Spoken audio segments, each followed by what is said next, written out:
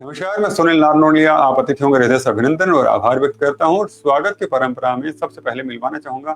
हमारे साथ में जुड़ी हुई हैं डॉक्टर लवीना गुप्ता जी, जो कि ट्रांसफॉर्मेशनल स्पिरिचुअल मेंटर के तौर पे, founder of the soul searcher foundation के तौर पे भी काम कर रही हैं और ये हीलिंग मॉन्क के तौर पे भी जानी जाती है। इन्हें करीब 20 साल से ज्यादा का अनुभव है अपने क्षेत्र के अंदर और ये हजारों लोगों को सेल्फ डिस्कवरी और हायर कॉन्शियसनेस की राह दिखा चुकी है। बहुत बहुत स्वागत है आपका। ओम बुद्धा। जब हम श्राद्ध करते हैं तो हम अपने एंसेस्टर्स को, ब्लड लाइन को, लीनेज को और डीएनए को भी हील करते हैं। और साइंटिफिक फाइंडिंग्स में भी बहुत स्ट्रॉन्ग फाइंडिंग्स पाई गई है डिपार्टेड सोल्स को हीलिंग की with the concept of epigenetics, जो कि बताता है कि जो ट्रॉमास हैं जनरेशंस टू जनरेशंस ट्रैवल करते हैं। लाइक अगर आपको कोई प्रॉब्लम है, अगर बच्चों के अंदर कोई प्रॉब्लम है तो देखा जाता है कि पेरेंट्स, ग्रैंड पेरेंट्स या ग्रेट ग्रैंड पेरेंट्स में कुछ ना कुछ इश्यूज होते हैं, जैसे कि डायबिटीज है या फिर हाइपरटेंशन है और बीपी की समस्या है या कोई भी प्रॉब्लम है, किडनी डिजीज है, तो हम देखते हैं बहुत बार वो जीन्स में कैरी होता है। तो जब हम दान करते हैं, जब हम तर्पण करते हैं, हीलिंग करते हैं, हम पिंडदान करते हैं, तो क्या होता है, हमारे एंसेस्टर्स हमें ब्लेस करते हैं, तो हम हील होते हैं, हमारी पूरी फैमिली ब्लेस होती है और हमारे इमोशंस भी हील होते हैं। लवीना जी, हर रिश्ता, हर भूमिका परिवार की नींव है। चाहे रिश्ता कोई भी हो, माँ, बहन, बेटी, भाई, पिता, पुत्र, जो भी हम लोग तमाम रिश्ते करें, तो हर एक रिश्ते की अपनी अहमियत होती है और वो एक परिवार की नींव होता है। और उस चीज के अंदर जब हम बात कर रहे हैं, जब पूर्वजों की तरफ करते हैं, तो दादा परदादा, दादी परदादी, नाना परनाना, इस तरह की जो सारी चीजें, तो श्राद्ध में कहीं ना कहीं हम उन तमाम लोगों को महसूस करते हैं, उन्हें फिर से याद करते हैं जो हमारे जीवन का अभिन्न अंग रहे हैं लेकिन अभी हमारे साथ में नहीं है। आपसे मैं ये जानना चाहूंगा कि ऑनरिंग रूल्स का क्या भाव होता है, जो श्राद्ध में कैसे झलकता है? क्या ये हमारे हर रिश्ते और हर भूमिका की अहमियत याद दिलाता है?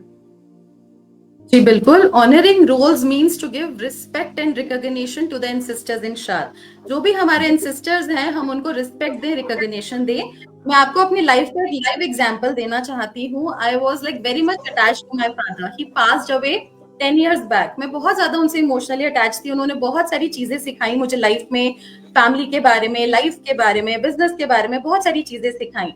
जब उनकी डेथ हुई तो वो बहुत टाइम तक मेरे ड्रीम्स में आते रहते थे, मुझे गाइडेंस देते थे, फैमिली के बारे में बताते थे। बट जैसे जैसे उनको हील किया तो वो ड्रीम्स धीरे धीरे फेड होते गए। बट जब भी उनका श्राद्ध होता है तो वो सारी चीजें रिकॉल होती हैं, उनकी बताई हुई टीचिंग्स, उनकी ब्लेसिंग्स याद आती हैं और उन्होंने कैसे अपने हर रोल में बखूबी अपना रोल निभाया है। लाइक एक फादर की तरह, एक सन की तरह, एक हस्बैंड की तरह और एक बिजनेसमैन की तरह। तो अपना हर रोल कैसे बखूबी निभाया है, तो वो सब चीजें याद आती हैं।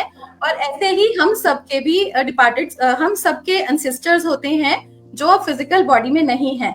तो जब भी हम उनका श्राद्ध करते हैं तो उनसे हम कुछ कुछ गुड डीड्स हम सीखते हैं हर अपने एंसेस्टर से। तो वो सब चीजें याद आती हैं और उन्हें हमें अपनी लाइफ में अहमियत देनी चाहिए। उसी से हम ऑनरिंग रोल्स, उनका रोल का रिस्पेक्ट दे सकते हैं, जो कि मदर हैं, फादर हैं, ब्रदर हैं, सिस्टर हैं।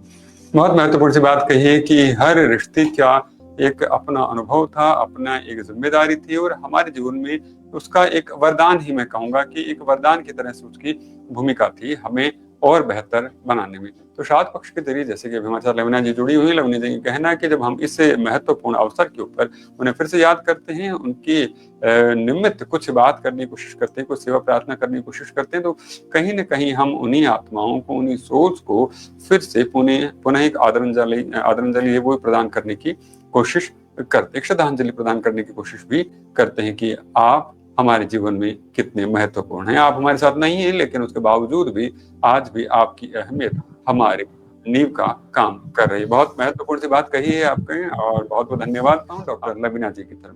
कहा गया है कि मातृदेवो भव पितृदेवो भव, लेकिन क्या एंसेस्टर्स वर्शिप की बात करें केवल अध्ययन जो धार्मिक कर्तव्य ही है? तो इस बात को लवीना जी आपकी तरफ लेकर हाजिर होता हूँ कि क्या पूर्वजों का सम्मान सिर्फ धर्म है या आत्मा की हीलिंग प्रक्रिया भी है? जी बिल्कुल, मैं आपको बताना चाहती हूँ, एंसेस्ट्रल वर्शिप जो होती है वो हमारे डिपार्टेड सोल्स को हील करती है, उनको नरिशमेंट और सेटिस्फैक्शन भी प्रोवाइड करती है। अगर हमारे डिपार्टेड सोल्स, जो भी जैसे आपने देखा होगा हमारे मदर फादर बहुत ज्यादा हमसे कई बार अटैच होती हैं, उनकी डेथ हो जाती है, तो वो हमसे बहुत ज्यादा इमोशनल अटैच हो जाते हैं। जब वो हमसे बहुत ज्यादा इमोशनल अटैच हो जाते हैं तो वो आगे की यात्रा नहीं कर पाते या उनको मोक्ष या मुक्ति नहीं मिल पाती। तो इसीलिए हम हीलिंग करते हैं, पिंडदान, तर्पण करते हैं, दान करते हैं, और हम फीडिंग भी करते हैं क्रो को, काओ को, डॉग्स को, क्योंकि जब वो हील होते हैं, जब वो हील होते हैं तो हमें ब्लेस करते हैं और हम सब खुश करते हैं। एक्चुअली हमने उनका डीएनए होल्ड करा हुआ है, तो जब वो हील होते हैं तो हम भी हील होते हैं और आगे आने वाली फ्यूचर जनरेशंस भी हील होती हैं। तो ये एक माध्यम है हमारी पास्ट, प्रेजेंट और फ्यूचर जनरेशंस की हीलिंग का।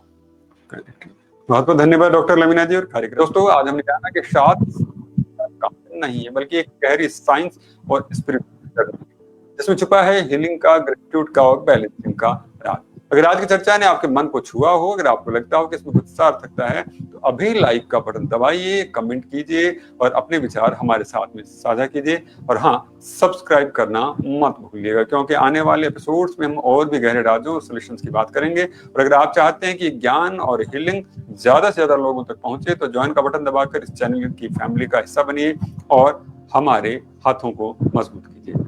जाते जाते सिर्फ इतना सा कि याद रखिए, पूर्वजों का आशीर्वाद ही हमारे जीवन की सबसे बड़ी पूंजी है। आप अतिथियों का हृदय से अभिनंदन, आभार व्यक्त करता हूं कि आप इस महत्वपूर्ण व्याख्या के लिए हमारे चैनल को समय दिया। आशा करता हूं पुनः आपसे मुलाकात होगी चैनल के ऊपर, फिर किसी विषय के ऊपर आपके ज्ञान का लाभ उठाएंगे, लेकिन बस अभी समय सीमा का मान रखते हुए समापन की आज्ञा चाहता हूँ। फिर मिलेंगे इस आशा के साथ।